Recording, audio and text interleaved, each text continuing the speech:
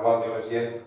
Au nom du Seigneur, Amen. Amen. Les clés du succès avec Dieu, nous avons nos 2 versets de base. 3 Jean chapitre 1, verset 2. Je souhaite que tu prospères à tous égards et sois en bonne santé, comme prospère l'état de ton âme. Josué chapitre 1, verset 8. Que ce livre de la loi ne s'éloigne pas de ta bouche, médite de jour et nuit, afin d'observer tout ce qui est écrit. C'est alors que tu auras du succès, tu réussiras. C'est alors que tu auras du succès dans avec Dieu. 3 clés du succès. Le premier clé, ce sont les plans de Dieu pour toi. Jérémie 21, verset 11. La Bible déclare, car je connais les projets que j'ai formés sur vous, préparés sur vous, projets de paix et non de malheur, afin de vous donner une agonie et de l'espérance. Dieu a des projets pour nous. Jérémie 1, plan divin. Il y a une destinée prophétique pour cette personne-là. C'est ce que ça veut dire.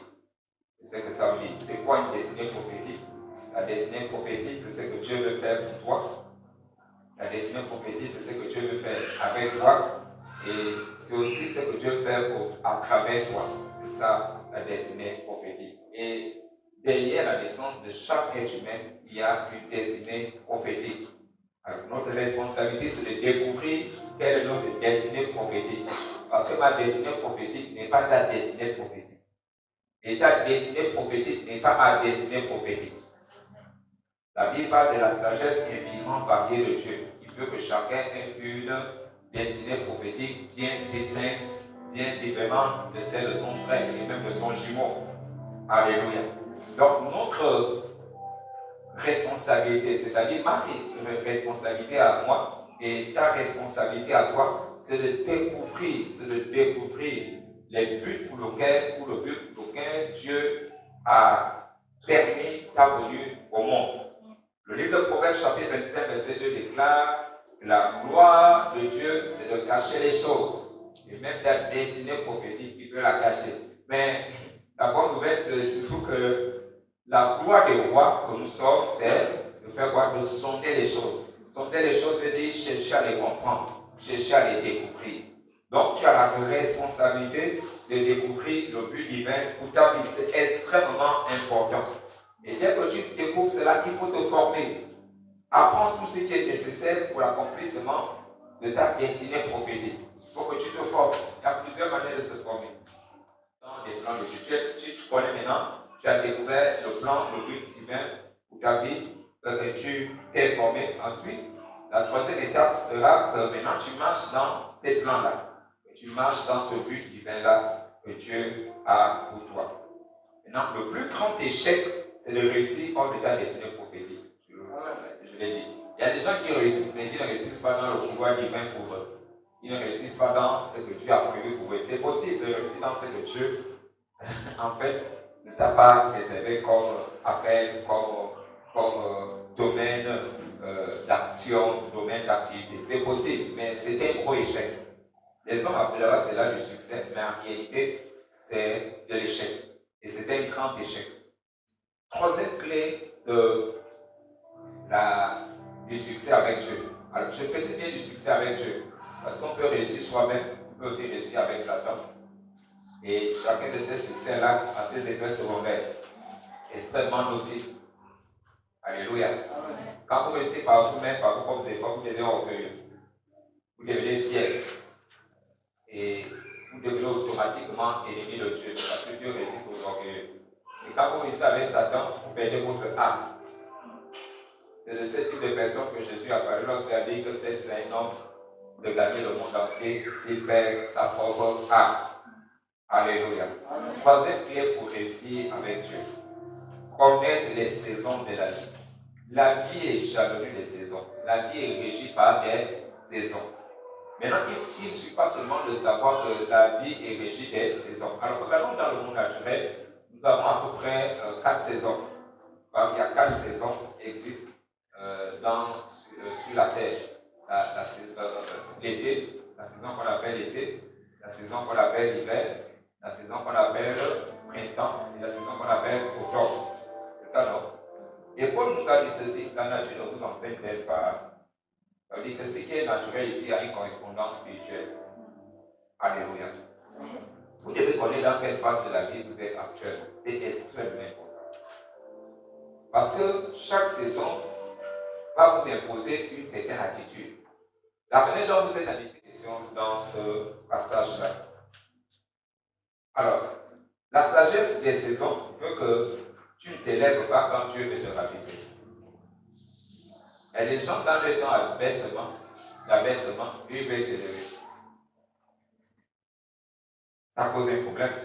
La Bible déclare dans, je pense, 1 Pierre 5,6, humiliez-vous sous la main puissante de Dieu et il vous élèvera au temps convenable. Au temps quand? À quel temps? Au temps convenable. Au temps convenable. Donc ça veut dire qu'il y a un temps qui n'est pas convenable pour votre élévation. Et si vous voulez vous élever à ce temps-là, votre élévation va être gaspillée. Vous allez rencontrer des adversaires que vous ne pouvez pas vaincre. Pourquoi? Parce que vous n'êtes pas assez mûr. Parce que vous n'êtes pas assez mature, assez fort pour affronter ces adversaires-là. Et c'est même vrai, même en Christ. Même étant en Christ, il y a des combats pour mieux éviter ça maintenant, tout ça, c'est que vous grandissez spirituellement. Alléluia, quelqu'un. La sagesse des saisons veut que tu n'entres pas dans le ministère quand Dieu veut que tu te formes. Quand Dieu te dit que tu es en bonne formation, tu dis non, moi j'en parle dans le ministère. Il faut connaître dans quelle saison de la vie tu te trouves actuellement. La sagesse de la saison dit aussi que il y a un temps pour moissonner, aussi un temps pour s'aimer et un temps pour moissonner.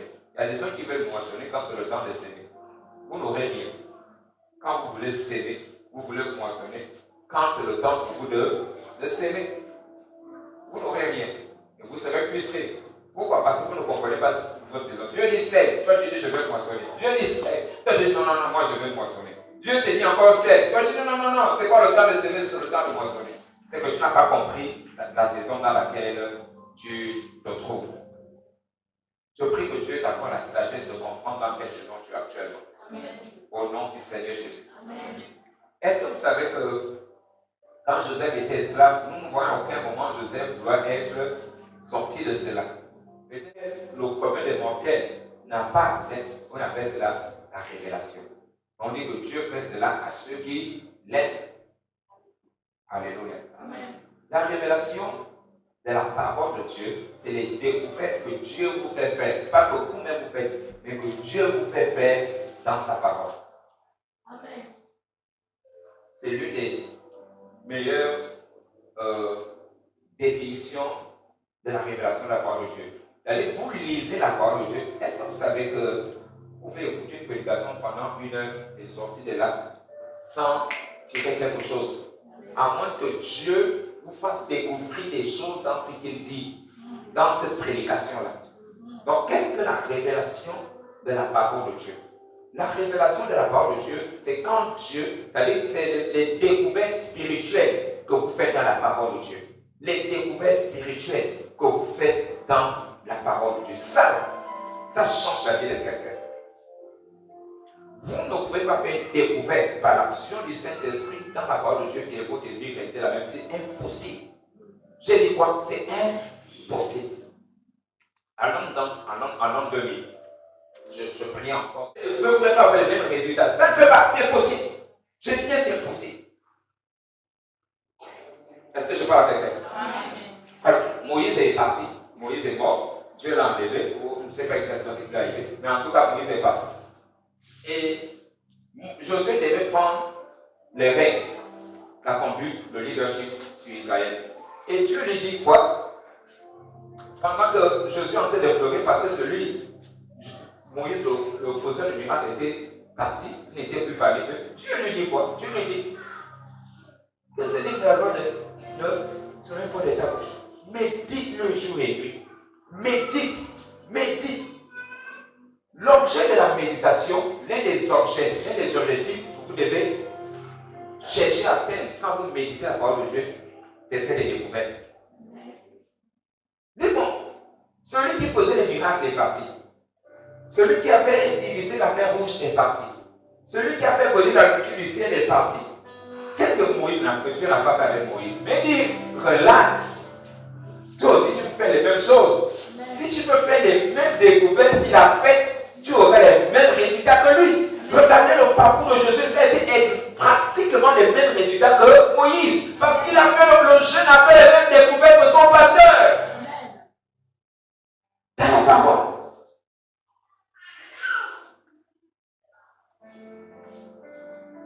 Alléluia. Amen. Qu'est-ce que je savais? Je vous dis, chaque personne qui a une rencontre avec Dieu, sa vie n'a plus jamais été la même.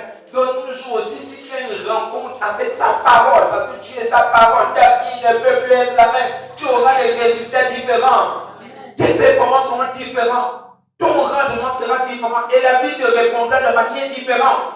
Parce que la vie répond aux découvertes que tu as faites. La vie va se soumettre à cela. Si c'est des découvertes sur la prospérité, la vie va te donner la prospérité. Tu es obligé de céder pour ta prospérité. Alléluia. Derrière cela, je soupçonne un ordre à la discipline. Besoin une discipline. Trouve des heures exactes, des heures précises où tu médites la Bible, où tu médites la parole de Dieu. Quand vous méditez, c'est comme si vous creusez. Vous creusez. Mais vous savez qu'il ne suffit pas de creuser, non? Quand vous cherchez de l'or, vous creusez, non? Mais creuser ne veut pas dire trouver, non? Mais c'est aussi en creusant qu'on trouve. Alléluia. Continuez à creuser. Continuez à creuser. Et à un moment, tu vas dire, oh, j'ai vu ta discipline. J'ai vu ta diligence. Découverte. Découverte. Maintenez une attitude de gratitude envers Dieu et envers vos bienfaiteurs. Une attitude de... Nous sommes à l'ère où les gens sont ingrats. C'est ce que Paul a dit. Que dans les derniers temps, et nous sommes dans les derniers temps, ont commencé depuis la venue du Saint-Esprit. Le jour de la santé. C'est là où les derniers temps ont commencé. Et Paul a dit que dans les derniers temps, les gens seront ingrats. Avec de moins en moins, on va rencontrer des gens reconnaissants. Mais vous ne tombez pas dans ce piège. C'est un piège des derniers temps. Soyez reconnaissant envers qui? Dieu, et ensuite envers qui? Vos bienfaiteurs.